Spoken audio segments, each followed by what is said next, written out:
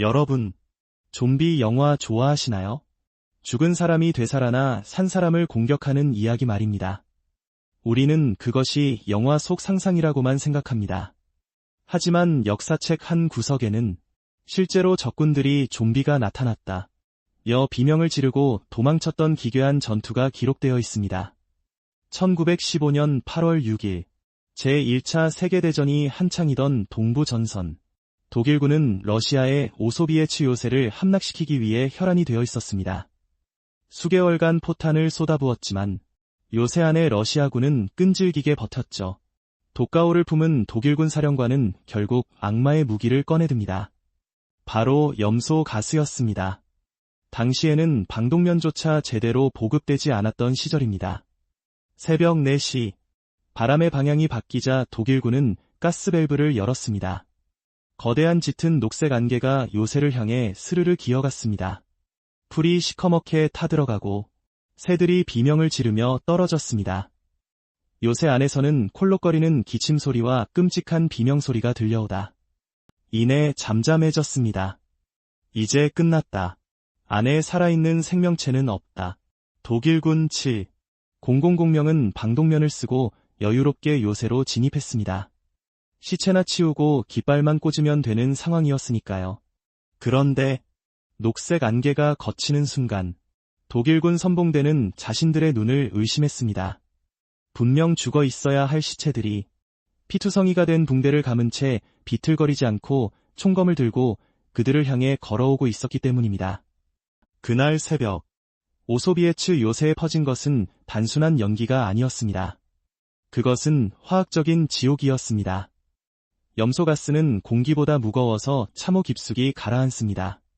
그리고 수분과 만나면 무시무시한 화학 반응을 일으킵니다. 사람의 폐는 수분으로 가득 차 있죠. 염소가스가 폐 속으로 들어가는 순간 수분과 반응하여 염산으로 변합니다. 즉, 숨을 쉴 때마다 폐가 녹아내리는 것입니다. 병사들은 땅 위에 서 있었지만 사실상 자신의 녹아내린 피와 체액에 잠겨 익사하고 있었습니다. 당시 러시아군에게는 제대로 된 방독면이 없었습니다. 그들이 할 수 있는 유일한 방어책은 입고 있던 속옷을 찢어 물병에 물이나 심지어 자신의 소변에 적셔 입과 코를 틀어막는 것뿐이었습니다. 오전 4시부터 시작된 가스 살포로 요새 안의 모든 생명체가 죽었습니다. 풀잎은 검게 타버렸고 병사들의 제복에 달린 구리 단추는 초록색 녹으로 뒤덮였습니다. 9중대, 10중대, 11중대, 수비 병력의 90%가 그 자리에서 즉사했습니다. 하지만 기적, 아니 저주는 그때 일어났습니다. 가장 최전선에 있던 제13중대, 지휘관 블라디미르 코틀린스키 소위는 피를 토하며 일어섰습니다. 그와 함께 살아남은 병사는 고작 60여 명. 그들의 모습은 인간이 아니었습니다. 독가스에 화상을 입어 얼굴 피부는 벗겨져 너덜거렸고 눈은 핏발이 서터질 듯 붉었으며 붕대로 감은 얼굴 전체에서 쉴 새 없이 검붉은 피가 배어나오고 있었습니다. 폐 조각을 기침과 함께 뱉어내면서도 그들은 서로를 부축하며 일어섰습니다. 코틀린스키 소위가 신 목소리로, 아니 쇳소리로 명령했습니다. 어차피 우리는 죽는다. 여기서 개처럼 죽을 것인가? 아니면 저놈들을 길동무 삼아 갈 것인가? 그들은 이미 자신들이 살 수 없다는 것을 알고 있었습니다. 이것은 생존을 위한 전투가 아니었습니다. 죽은 자들이 산 자들에게 보여줄 수 있는 마지막 분노였습니다. 독일군 7,000명이 요새의 성벽을 넘어오던 그 순간 안개 속에서 들려온 것은 살려달라는 비명이 아니라 지옥에서 울려 퍼지는 듯한 끔찍한 함성이었습니다. 우라! 오전 10시경 독일군 제18 예비군 연대는 요새의 1차 방어선을 넘었습니다. 그들의 눈앞에 펼쳐진 광경은 전쟁이 아니라 말 그대로 호러 영화의 한 장면이었습니다. 녹색 안개 사이로 60여 명의 형체가 뛰쳐나왔습니다. 그들은 군복을 입고 있었지만 사람의 모습이 아니었습니다.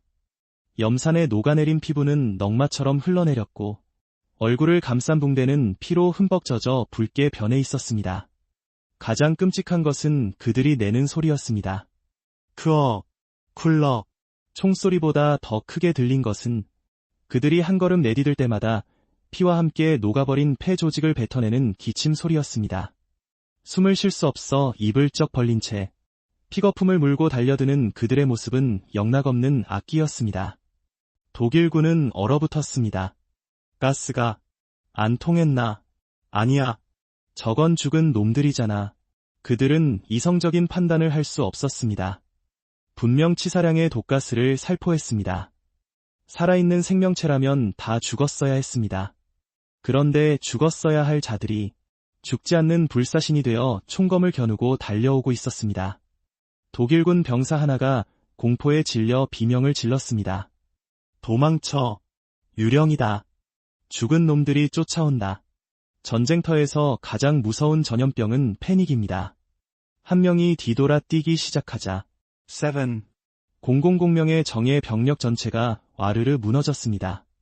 그들은 총 한 번 제대로 쏴보지 못했습니다. 도망치는 독일군의 모습은 처참했습니다.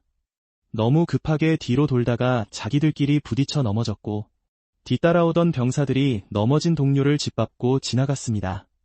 심지어 공포에 질려 방향을 잃은 일부는 자신들이 설치해놓은 2차 가시철 조망에 걸려 허우적대다 찢겨 죽었습니다.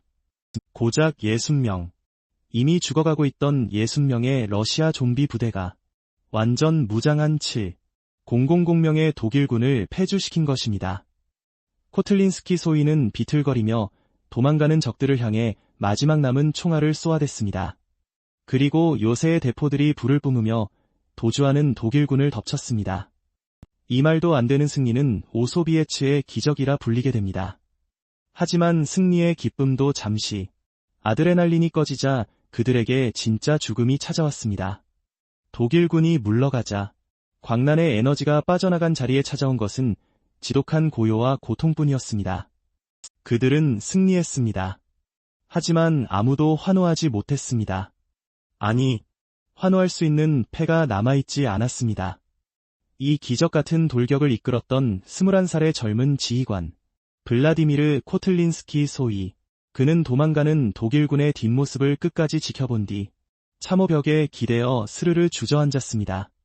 긴장이 풀리자 억눌러왔던 독가스의 고통이 온몸을 덮쳤습니다. 그는 저녁이 되기 전 마지막 숨을 거두었습니다. 유언은 남길 수 없었습니다. 이미 성대가 다 녹아버려 목소리가 나오지 않았기 때문입니다. 하지만 그의 눈은 요새를 지켰다는 안도감으로 평온하게 감겼다고 전해집니다. 그를 따르던 병사들 대부분도 며칠을 넘기지 못하고 고통 속에서 세상을 떠났습니다. 그들은 말 그대로 죽어가면서 싸운 것이 아니라 죽은 채로 싸웠던 것입니다. 남은 생존자들은 알고 있었습니다. 독가스는 여전히 요새 곳곳에 스며들어 있었고 자신들의 몸은 이미 망가졌습니다. 지원군은 오지 않을 것이며 독일군은 전열을 가다듬고 다시 올 것입니다. 그들은 마지막 명령을 수행합니다. 요새를 포기한다. 하지만 적들에게 단 벽돌 한 장도 온전하게 넘겨주지 마라. 움직일 수 있는 병사들은 비틀거리며 요새의 탄약고와 주요 시설에 폭약을 설치했습니다. 그리고 생존자들이 철수한 직후 거대한 폭발음과 함께 오소비에츠 요새는 무너져 내렸습니다. 독일군이 며칠 뒤 다시 돌아왔을 때 그들이 차지한 것은 독가스 냄새가 진동하는 폐허와 무너진 돌무더기 뿐이었습니다. 이 전투는 독일군에게 씻을 수 없는 트라우마를 남겼습니다. 생존한 독일 병사들은 고향에 돌아가서도 밤마다 악몽에 시달렸습니다. 녹색 안개 속에서 피를 토하는 괴물들이 걸어 나왔어 총을 쏴도 쓰러지지 않았다고.